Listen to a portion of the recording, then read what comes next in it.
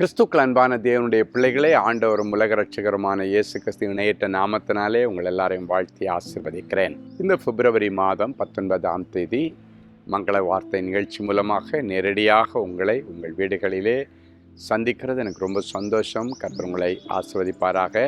எங்களுக்காக அனுதினமும் நீங்கள் ஜெபித்து கொண்டிருக்கிறீர்கள் என்று நான் விசுவாசிக்கிறேன். உங்களுடைய ஜெபத்தில் எங்களை நீங்கள் தாங்குங்கள். கர்த்தர் பெரிய காரியங்களை செய்வாராக. சரி, இன்றைக்கி நமக்கு ஆண்டவர் என்ன மங்கள வார்த்தை வச்சிருக்கிறாரு? மல்கியா தீர்க்கதரிசியின் புஸ்தகம் 4ஆம் அதிகாரம் 2வது வசனம் இப்படியாய் சொல்கிறது, என் நாமத்திற்கு பயந்திருக்கிற உங்கள் மேல் நீதியின் சூரியன் உதிக்கும்.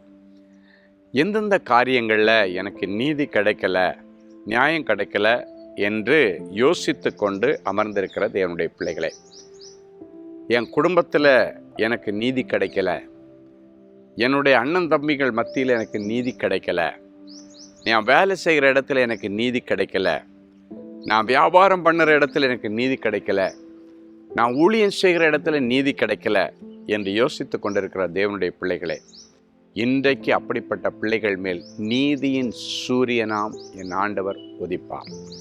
அவர் உனக்கு நீதி செய்வார். அவர் உனக்கு நியாயம் செய்வார்.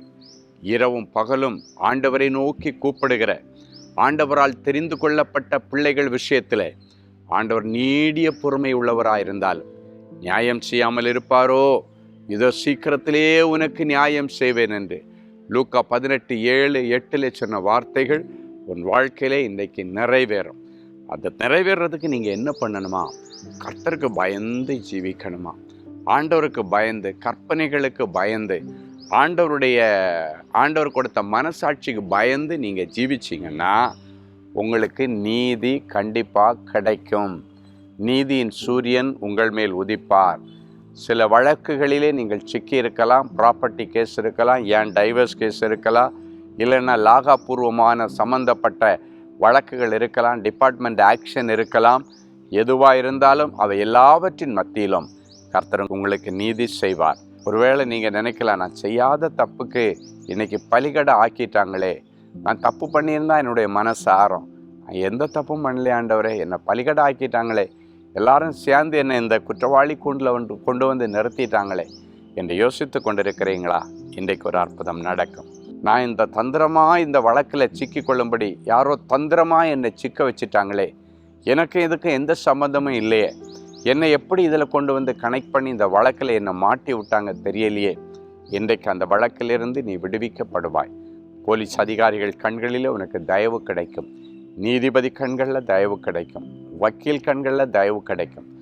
ஸோ இன்றைக்கி ஆண்டவர் என்ன சொல்கிறாரு? ஆண்டவருக்கு பயந்து ஜீவிச்சா கண்டிப்பாக உனக்கு நீதி கிடைக்கும். ஜெபிக்கலாமா? அன்பான ஆண்டவரே, உமக்கு நன்றி. கர்த்தருக்கு பயந்து நடந்தால் அவர்கள் மேல் நீதியின் சூரியன் உதிக்கும் என்று சொன்னேன். இந்த நிகழ்ச்சியை பார்க்கிற ஒவ்வொருவர் மேலும் நீதியின் சூரியன் உதிக்கட்டும். இவர்கள் ஒவ்வொருவருக்கும் எங்கெல்லாம் நீதி கிடைக்கலையோ அங்கெல்லாம் நீதியின் சூரியன் இறங்கி என் பிள்ளைகளுக்காக வழக்காடி யுத்தம் செய்து இவர்களுக்கு நீதி செய்து இவர்கள் செல்வங்களை மீட்டுத்தாரும், இவருடைய வருமானங்களை மீட்டுத்தாரும், ஆண்டவருடைய சொத்தை மீட்டுத்தாரும், வேலையை மறுபடியும் மீட்டுத்தாரும், இவருடைய பிஎஃப் பணங்களை மீட்டுத்தாரும், ரிட்டையர்மெண்ட் பெனிஃபிட்ஸை மீட்டுத்தாரும். ஆண்டவரே, இவர்களுக்கு இரக்கம் செய்து அந்த வாரிசுதாரர் வேலை என் பிள்ளைகளுக்கு மீட்டுத்தாரும். ஆண்டவருடைய நேரடி பார்வையிலே என் பிள்ளைகளை ஒப்புக் கொடுக்கிறேன். நிகழ்ச்சியை பார்க்கிற ஒவ்வொருவருக்கும் இன்றைக்கு நீதி செய்வீராக. இயேசுவின் மூலம் பிதாவே, ஆமென். படிக்கும் போதே நல்ல பயசா கடவுள் பக்தி.